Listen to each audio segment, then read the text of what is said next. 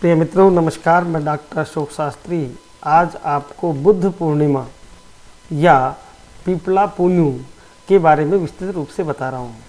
मित्रों, सनातन धर्म में हमारे यहाँ सभी पर्वों को बड़े हर्ष और उल्लास से मनाया जाता है, किंतु वैश्विक महामारी कोरोना के कारण इस वर्ष पिछले वर्ष की भांति हम किसी भी कार्यक्रम का आयोजन नहीं करेंगे। हमको इन चीज़ों का विशेष ध्यान रखना है। एक तो वैक्सीनेशन का ध्यान रखना है, एक डिस्टेंसिंग का ध्यान रखना है और मास्क लगाना चाहिए। सबसे पहले हमको इस बात पर ध्यान देना चाहिए, तभी हमारा कोई पर्व खुशी प्रदान करेगा तथा हम स्वस्थ रह पाएंगे। पीपल व बुद्ध पूर्णिमा का जो त्यौहार है, जो पर्व है, वह प्रति वर्ष की भांति इस वर्ष भी मनाया जा रहा है। इस त्यौहार की सबसे बड़ी विशेषता है कि ये देवगुरु बृहस्पति के लिए पूज्य है।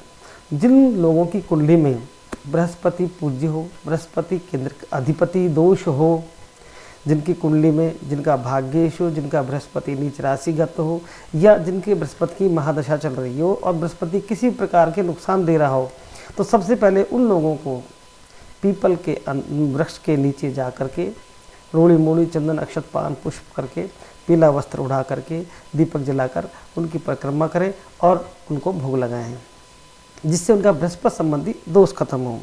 दूसरी बात यह है, पीपल की पूजा करने से वर्तमान समय में चलने वाली महामारी जो कोरोना है, उससे भी हमको ऑक्सीजन प्राप्त करने में सहायता मिलती है।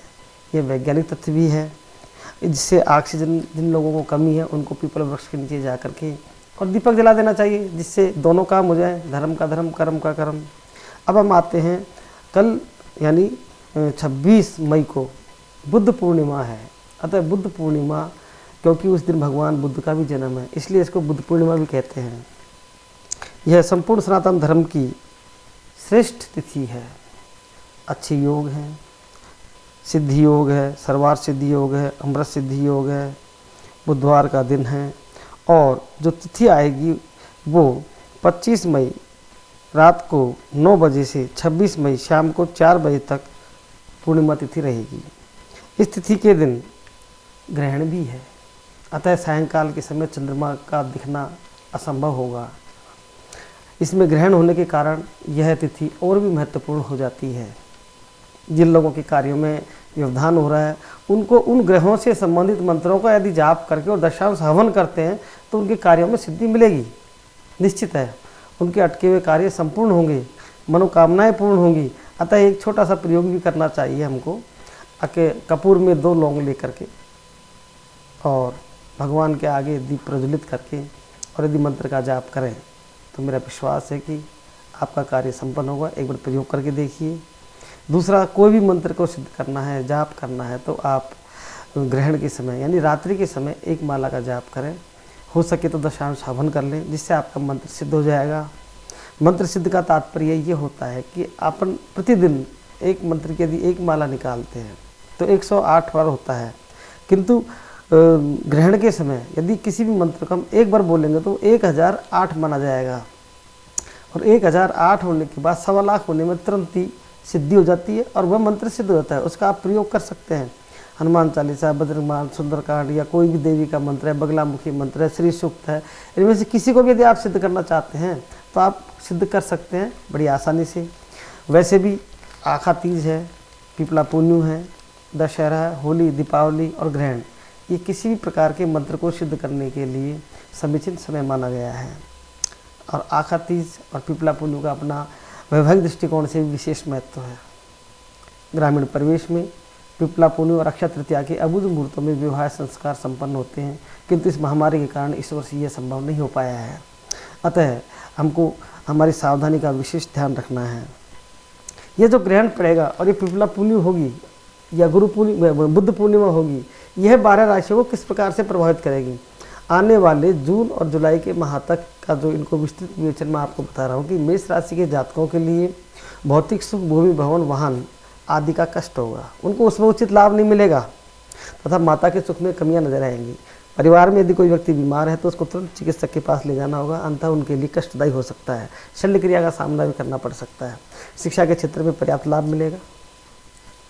विवाह जिनका अटका हुआ उनका विवाह का संपन्न होगा।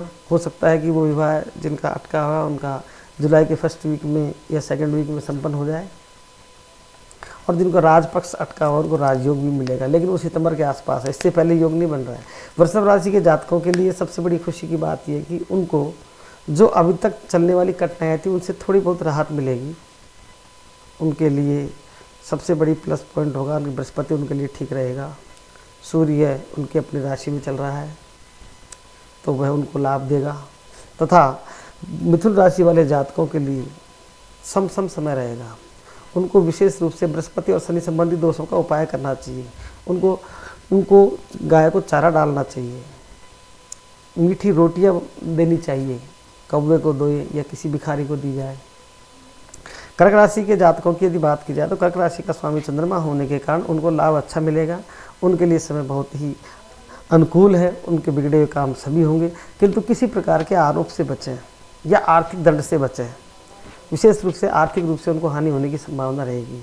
सिंह राशि के जातकों की बात करें, सिंह राशि के जातकों के लिए बहुत अच्छा समय है, किंतु उनको मानसिक अशांति बरकरार बनी रहेगी। ये आने वाले जो 2 महीने हैं उनके बिगड़े हुए काम पूरे होंगे, किंतु उनको पारिवारिक कलह के कारण सामना करना पड़ सकता है तथा दाम्पत्य जीवन में होने वाली विविधताओं के कारण उनको अपमानित होना पड़ सकता है। कन्या राशि के जातकों के लिए सबसे सफलता की बात यह है कि वो स्वस्थ रहेंगे। उनकी यदि कोई पुरानी बीमारी है तो उसका इलाज हो जाएगा। अपनी संतान पक्ष को लेकर जो चिंता बनी है उससे उनको मुक्ति मिलेगी, किंतु पारिवारिक कलह का सामना करना पड़ेगा। उनको अपने लंबी यात्राएं नहीं करनी चाहिए। लंबी यात्रा करने पर उनको धनहानि हो सकती है। यदि कोई पुराना केस चल रहा है तो वो केस भी अभी समाप्त सितंबर से पहले नहीं होगा। तुला राशि के जातकों को उतरता वडैया होने के कारण उनके कार्यों में जो अटके हुए कार्य हैं वो धीरे धीरे पूर्ण होने की ओर आएंगे, किंतु वो अपनी स्वभाव अपनी प्रकृति को सुधारना उनको चाहिए। उनको चींटियों को दाना डालना चाहिए तथा पानी किसी पात्र में रख करके और पक्षियों को पीने के लिए रखना चाहिए तथा अपने मित्रों के द्वारा मिलने वाले सहयोग का एहसान मानना चाहिए। वृश्चिक राशि वाले जातकों के लिए सबसे बढ़िया बात यह है कि उनका जो राशिपति मंगल है वह मिथुन में आकर के कर्क में आकर के और वह नीच का हो जाएगा। उस समय उनके लिए नेष्ट फलदाता हो सकता है, क्योंकि नीच राशिस्थ मंगल जब होगा तो वह उनके स्वास्थ्य को और उनके पैरों को विशेष रूप से प्रभावित करेगा तथा उनको जो करने लायक उपाय है वो सबसे सटीक उपाय उनके लिए रहेगा कि लाल वस्तु का दान करें, किसी प्रकार का फल दान कर दें। और उनको हो सकता है अनार का पेड़ हो तो उसमें पानी देवें, वृक्षों को हरा भरा करें जिससे उनका मंगल संबंधी दोष दूर हो। धनराशि की बात करें, धनराशि वाले जातकों के लिए काफ़ी अच्छा लाभ का समय आ रहा है। इस समय शनि दूसरे रहेंगे, बृहस्पति देव अभी तीसरे हैं, वो भी दूसरे हो जाएंगे वक्री होकर के। शनि की वक्रता उनके लिए कोई नुकसान नहीं देगी, बल्कि उनको स्थान परिवर्तन के लिए विशेष लाभदायक रहेगा। विद्यार्थी वर्ग के लिए बहुत अच्छा है, व्यापारी वर्ग को बहुत शुभ परिणाम देने वाला है तथा उनको किसी पीली चीज़ का दान करना श्रेयस्कर होगा। मकर और कुंभ राशि वाले जातकों के लिए शनिदेव बहुत ही अच्छे परिणाम देने वाले हैं। शनि वक्री जरूर है, उनकी विचारधाराओं में परिवर्तन आएगा, उनका स्वाभिमान को ठेस पहुंचेगी, किंतु वो अपने पद पर यदि आसीन है कोई व्यक्ति कर्मचारी है तो उनको विशेष रूप से किसी प्रकार का अपने अधीनस्थ का विशेष ध्यान रखना है। वो किसी भी कारण से आरोप प्रत्यारोप का शिकार बना सकता है या अपनी गलती के कारण आप छोटी गलती के कारण आप अपमानित हो सकते हैं। उनको शनि संबंधी दोषों को दूर करने के लिए शनिवार के रोज़ उड़द और तेल का दीपक शनि मंदिर में जलावें, काम होगा। मीन राशि की बात करें तो मीन राशि का स्वामी बृहस्पति है, वो इस समय इनके राशिपति से 12वें भाव में चल रहा है, जो इनके लिए अच्छे फल नहीं देगा, किंतु 20 जून के बाद में राशिपति आय भाव में हो जाएगा, 11वां हो जाएगा।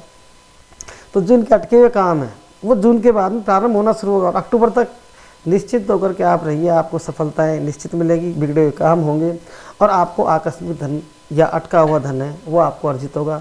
संतान की तरफ से शुभ समाचार मिलेंगे। व्यापारी वर्ग के लिए बहुत अच्छा रहेगा तथा प्रशासन क्षेत्र में और राजनीतिक क्षेत्र वालों के लिए विशेष रूप से लाभदायक रहेगा। ये इस समय जो घटनाएं घटेंगी वो उनके अनुकूल होंगी, प्रतिकूल नहीं होंगी और उनको अच्छे परिणाम मिलेंगे। इन जातकों के लिए सबसे अच्छा जो उपाय रहेगा वो रहेगा पीपल के दीपक जलाना, यानी गुरुवार के गुरुवार 7 गुरुवार आप पीपल के दीपक जलाइए ताकि आपको सफलताएं मिलें और आपका कल्याण हो। नमस्कार।